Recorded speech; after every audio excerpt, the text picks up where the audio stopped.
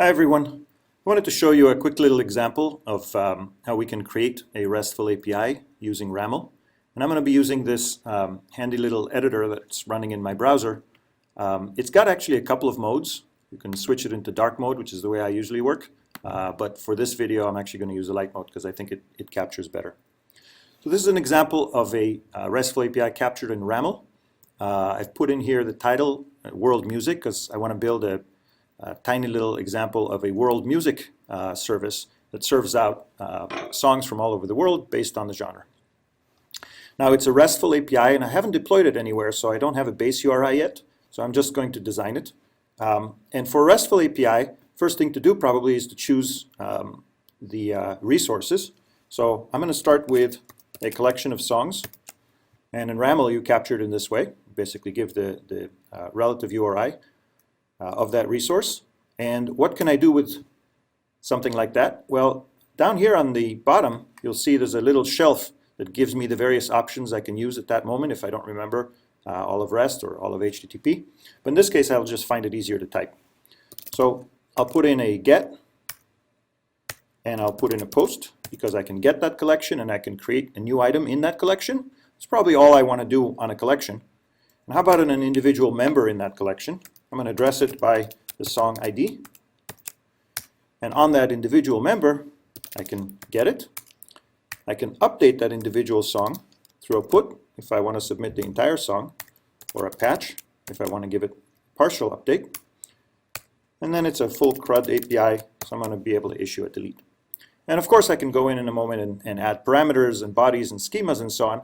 But for now, that's a pretty good layout of my RESTful API. And in RAML, that's all you need to actually specify your API. So let's go here on the right, where this console is showing you, and this is a very early version of the console, but it's showing you that you've got a songs collection with a get and a post, an individual member addressed this way. It's got a URI parameter, which is the song ID. I haven't added descriptions or anything yet. But the cool thing is that you can probably show this RAML file to anyone, and they'll pretty quickly understand that this is indeed the structure of your API with a collection and a member and so on. Now let's flesh it out just a little bit more. On the get of a collection of songs, I probably want to add a way to filter this out, maybe by genre. So I'm going to add a query parameter, genre, and I'm going to describe it. So it is nice to have a little bit of documentation. Filter by genre. And again, that's all I had to do to type. Is to type it in order to create this API. All I needed to do to specify this parameter is just type it in, and you'll see here on the right that I've got the genre parameter. It's type string, which is the default, and it shows us to filter by genre. Okay, cool. Now one of the things that RAML really encourages you to do is to start capturing patterns and reusing them over and over again. As this API grows, I don't want to have to redefine what is a collection and what is a member and how do I filter and so on. So let's see how RAML allows you to do that. Let me switch over here to another tab, which started to capture a few of the patterns. And usually I would include those from some remote, say, CDN, where I'm hosting my common schemas and types and traits and so on. But in this case, I wanted to inline them so you can actually see what they look like. Here's some schemas that I've defined. Here's a simple JSON schema for a song. It's got a title and an artist. Turns out they're both required here. Here's a schema for an artist, and you can keep going. Define it for multiple songs. Now, resource types is a way to capture things like collections and members and other types of resources, and this supports inheritance. So we'll define a base resource type just to show you it captures the standard responses of 200. But you've also got a collection. It inherits from the base, and it's got the get and the post. Again, we don't need any other methods on this. It defines the standard response type. It also takes as a parameter the schema. So you can pass in a parameter and reuse this collection for lots of types of schemas. One other kind of pattern is traits. So these are more behavioral things. Paged is an example of that, where I can define a couple of query parameters, the start parameter and the number of pages. Secured is another one. And even though RAML supports security schemes here, I just wanted to simplify things and define a secured trait. It requires the authorization header and comes back with the 401 if you're not authorized. So with these simple patterns captured, let's go and recreate that same API we had before. Here's the songs collection, and instead of typing everything out now, I can just declare that it's of a type collection. In fact, I'm going to pass this type a parameter, that's the schema, and its value is song. I'm going to also secure this, at least declare that it's secured. And let's go ahead and define an individual member again. The type this time is a member, and the schema is a song. And let's secure this one again.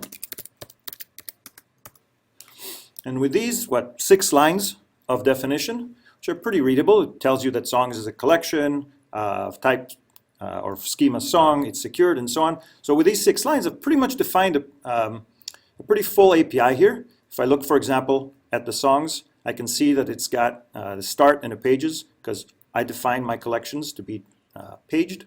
I can see on the response, I can get a 200, I can get a 401 because it's secured. Here's the JSON schema for it. And then the full console, you've actually got a try it button where you can go ahead and issue requests against this API. And there's a mocking service coming as well, which will mock this API as you type it out and quickly allow you to play with it, make sure that it's getting the kind of, doing the kind of behaviors that you wanted. And here's the same thing for the individual member. You can see that, for example, in a patch, there's a request that takes that schema, a response for the 200 and a 401, and so on. Okay, cool. Now, there's a few other things that I wanted to show you, and they're around what you can do once you have a good, clean API description. And one of those is to allow you much easier exploration of an API. So I don't know if you're like me, but when I go and explore an API, typically I open up some console and I issue a request to the URL. I get back the parameters. I then need to open up a new tab and copy paste those results that I got in the first call into the new tab, issue another call, because most of the use cases you require multiple steps in an API, maybe across multiple APIs. So once we have the API definition, we actually came up with a nice little tool to help you simplify those kinds of things and actually share those little use cases with other people. So I'll switch over to another tab here. We've got something called the notebook that we've built up. And in the notebook, you can actually just point at RAML files, auto-generate clients for them, and go ahead and script into those clients. So in this case, here's a particular location of my RAML files. And that can be wherever those RAML APIs are documented. If the API that you're calling hasn't been documented by the API provider, you might find documentation in RAML form somewhere else, and you can go ahead and use that. So with that in place, I'm going to go ahead and auto-generate a client for this particular API. And because we've got the music service documented in a particular place on that specs library, I can just point my notebook to that, /music/api.raml. And once it grabs the description of that API, it auto-generates a little client for me. Now, I don't have to read much about the documentation because the notebook here has enough information and the client knows exactly the API, so it helps me autocomplete. And I can see that I have a get and a post and so on this. I'm going to go ahead and get all the songs by a certain genre. Let's pick, I don't know, I can do rock, reggae. Let's go with reggae this time. And see what we get when the API call is made. So what we get back is an object that has a body and has headers. Let's look inside of the body. Here's 5 different objects that came back. All right, this looks reasonable. So I'm going to set a variable here called mySong. And I'm going to refer back. I can make an API call again, or I can just refer back to the previous result, $2.body, and I'll grab the first one. All right, so now I've got a variable. It's holding the song that I want. And let's go ahead and post this to a social network. Now, I don't have the OAuth 2 here all configured, so I've got a service that looks like a social network but isn't actually one. Let's go ahead and create a client for that as well. I'll call it not FB, and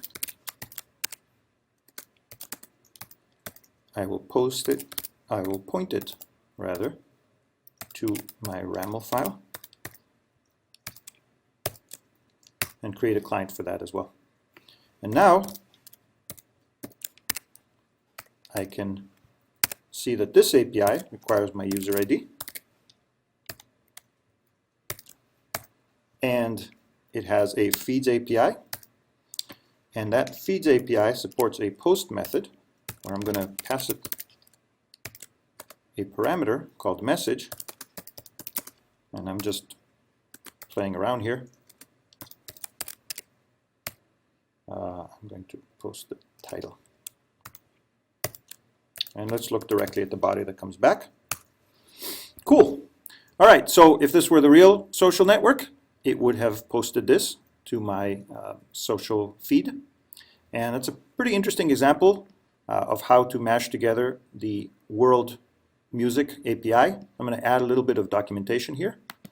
I'm going to say, here are my RAML files. And let's add a documentation here to say, save my favorite song, but you can change it yourself.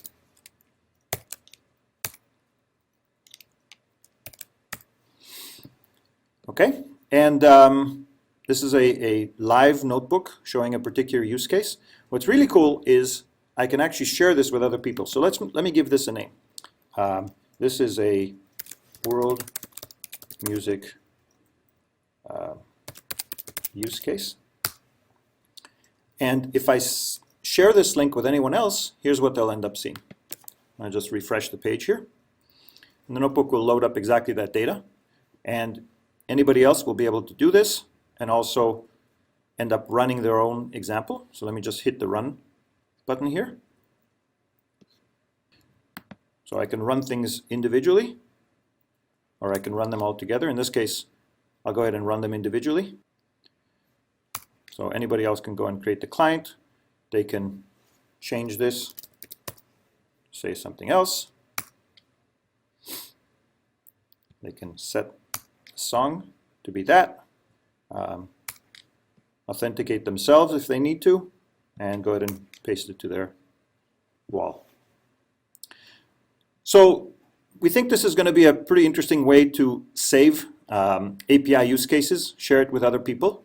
And one of the things that is kind of cool about this is that we don't even have to use the proprietary format to save this notebook. Let me give you an example of, or a preview.